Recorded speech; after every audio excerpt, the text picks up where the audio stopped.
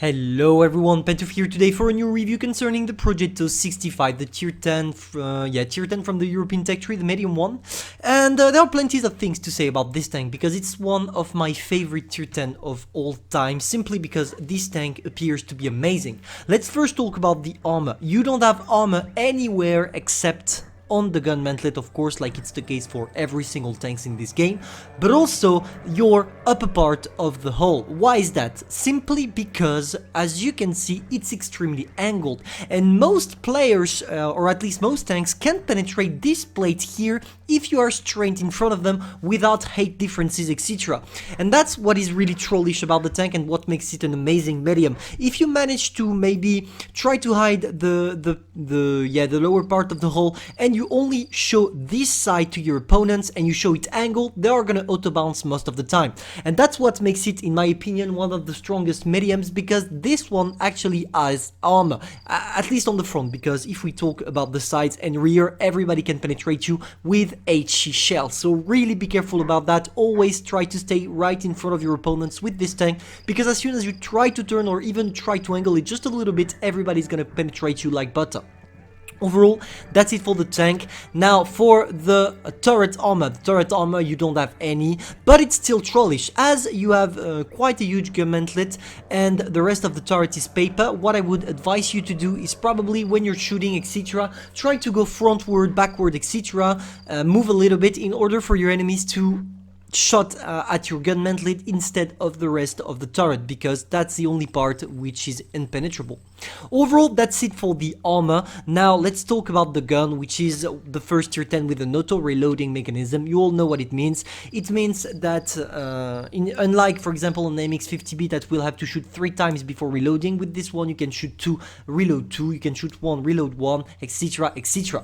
Overall, what do you need to know about this gun? Simply one of the best in my opinion. Great aiming time, 3.3. You also have maybe you lack a little bit of gun dispersion, let's face it. 0.33 is not the best. You have a good damage per minute, but the DPM is not something that you care about with this tank. It's all about the burst, and the burst is really fine because you have 350 alpha damage per shot and you can unclip your whole shells in less than 6 seconds, and that's what makes it really painful for your opponents. You can deliver 1k damage in 6 seconds. That's where the fun is. That's what you need to understand about the tank. Now for the penetration, you have good values of penetration as long as you run the right equipments. I'm gonna show you after.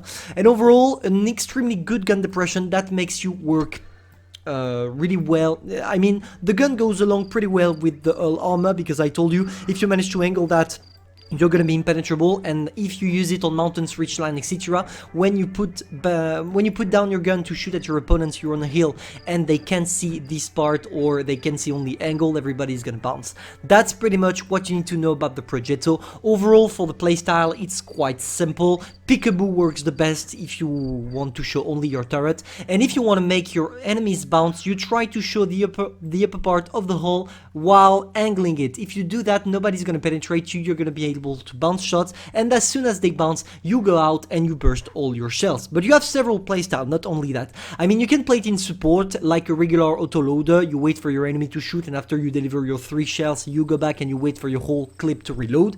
Or you can play it a little bit more strategically, you know, like you put maybe 2 shots and you say, no, if I wait for the third one to go in, he's probably gonna be able to shoot me before, so I need to retreat. You know, all these kinds of stuffs. But it's difficult to talk to you about the playstyle of the tank. It's easier for me to show you directly in game how to play it.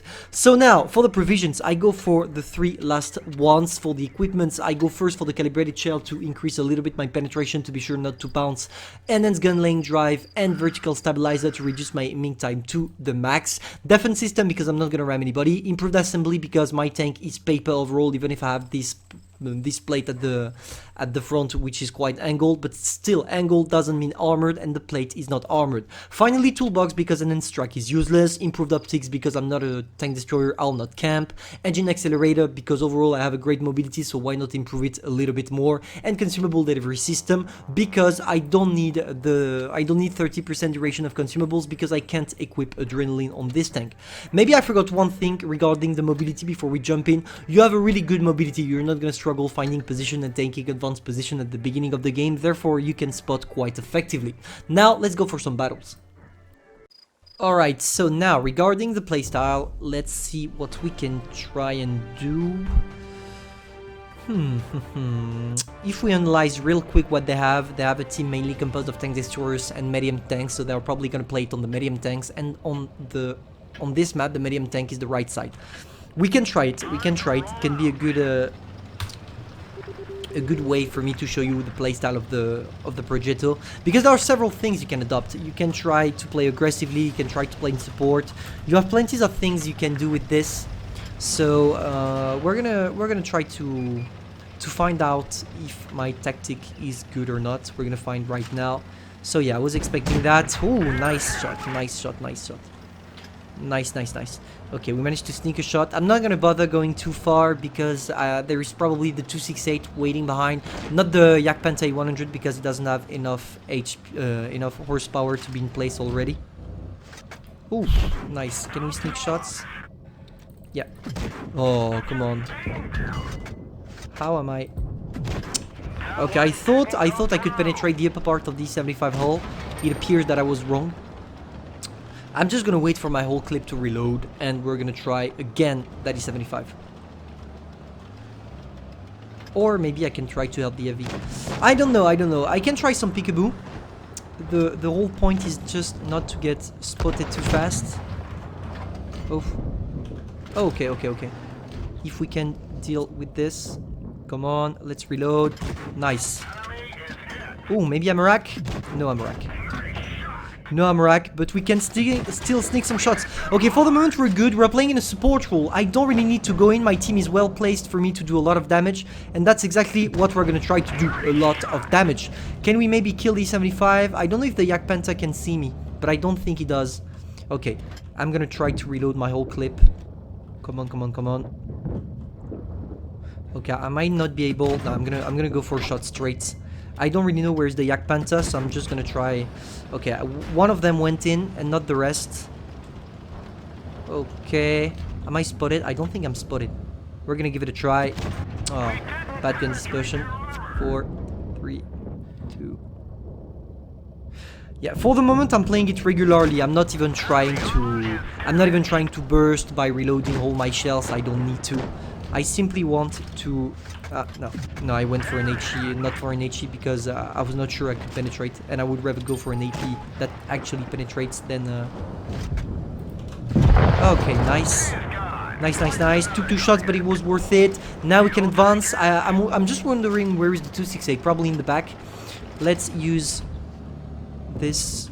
Oh, why am I getting trolled by my RNG like that? Okay, now we have the info. We know where the 268 is.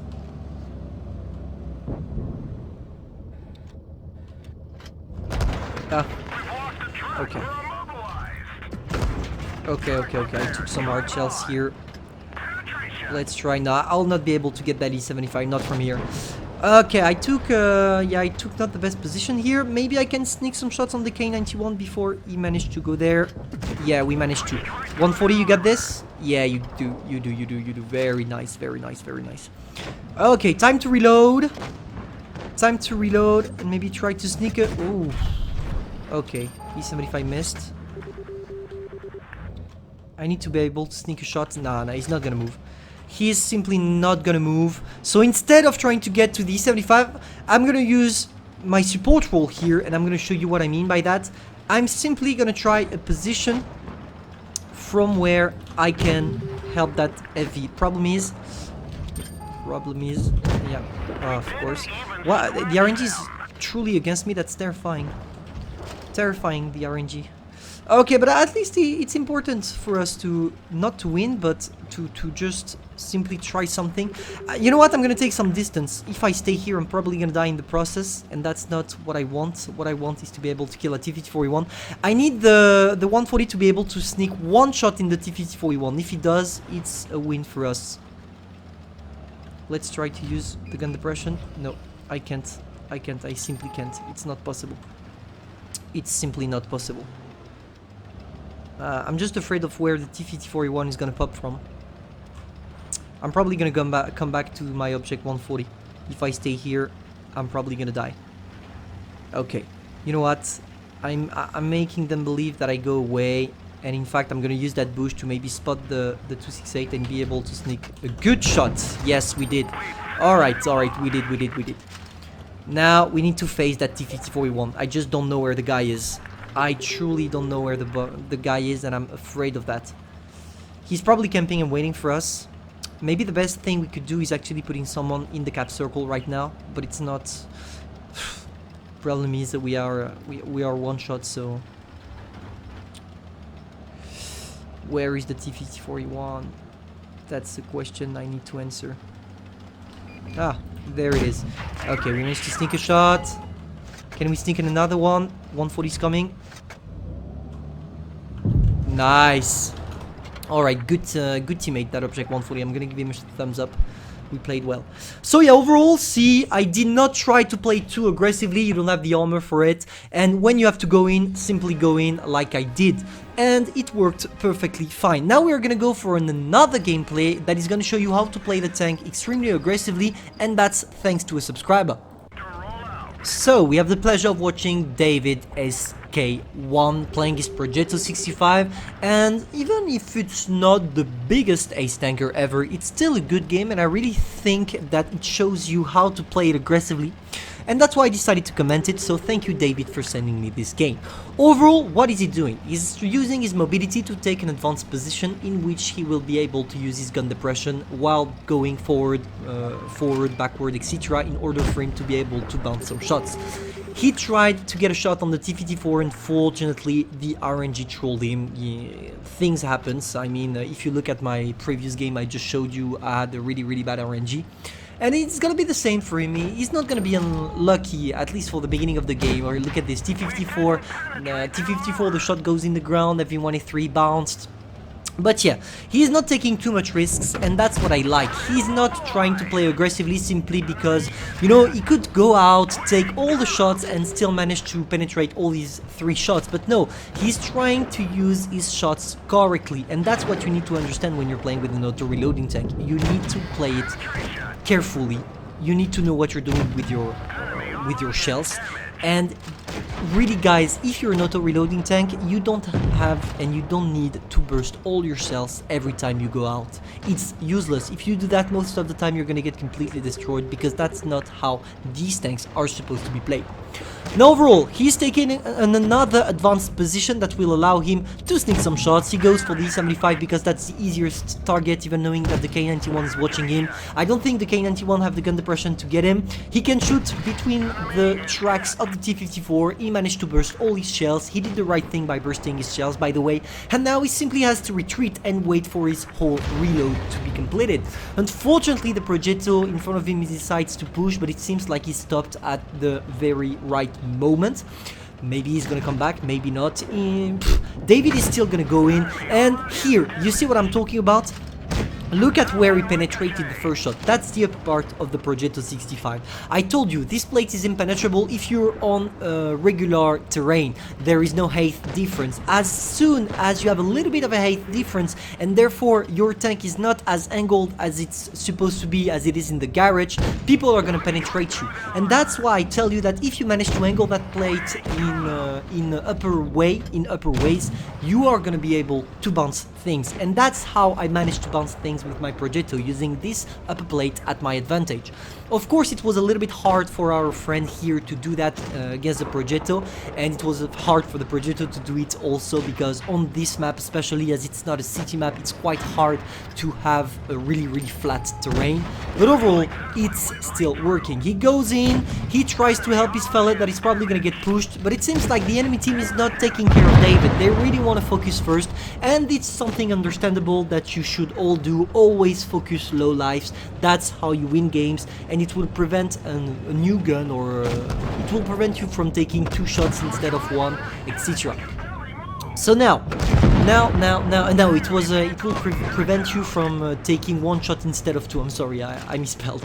Alright, so now what is he doing? He's a little bit in trouble, because it seems like the Jagdtiger and his team is not actually helping. It seems like the guy is simply camping in the back, not doing anything. I don't know if the guy is AFK or not, and I hope he will wake up sooner or later. Once again, unfortunately, he tried to sneak a shot on the E75 without taking the shot, and it resulted in him taking the shot without being able to shoot the E75 back. He kills the E75, he has to deal with 2 tanks. One is full HP, the T124, and one is the FV1A3, which is a one-shot. So, in this situation, the best thing to do is actually going for the FV first. He uses his great gun depression to sneak a shot with hit shell in order for him to secure the kill on the FV, and now he only has to deal with the T124. And how, even if he's one shot, he has the advantage over the T124, simply because if he managed to get behind the T124, knowing that the T124 only has a rotating turret of 180 degrees, if he puts himself behind, it's impossible for the T124 to shoot him. That's what he needs to try. If he can, he needs to have the T124 in an open field, but for the moment he's only trying to save his life. He sees the T124 in the back, perfect, but yeah, RNG trolled him. He trolled him once, twice, and 3 times. He was really unlucky on this clip, but yeah, sometimes you gotta... Sometimes the RNG is spitting on you for no reasons, and there is nothing you can do. He sees that the T124 is coming back, the Jagdtiger is also coming with him. He goes for a first shot, he tries to brain the T124 by going back on the motion wreck, and the T124 decided not to shoot him, but shooting the Jagdtiger instead. I think the T124 gave up, thinking, okay, I'm not gonna be able to sneak a shot on the Progetto and killing it, and after finishing the Jagdtiger, so let's go for some damage instead of actually trying to win the game. And it resulted in him winning this game with an ace tanker, 6.2k damage, high caliber, everything. He worked extremely fine. Congratulations for this game. You deserved to win, and you deserved your ace. Hope you enjoyed and learned how to play the tank. I want to remind you one thing: with this tank, your gameplay is quite versatile, and it all depends on what kind of player you are. You can play it in support if you're a little bit shy, going directly into the front line, or you can play it aggressively as long as you know how to use gun depression and how to make a good use of your upper part of the armor. Thank you all for watching, and see you soon.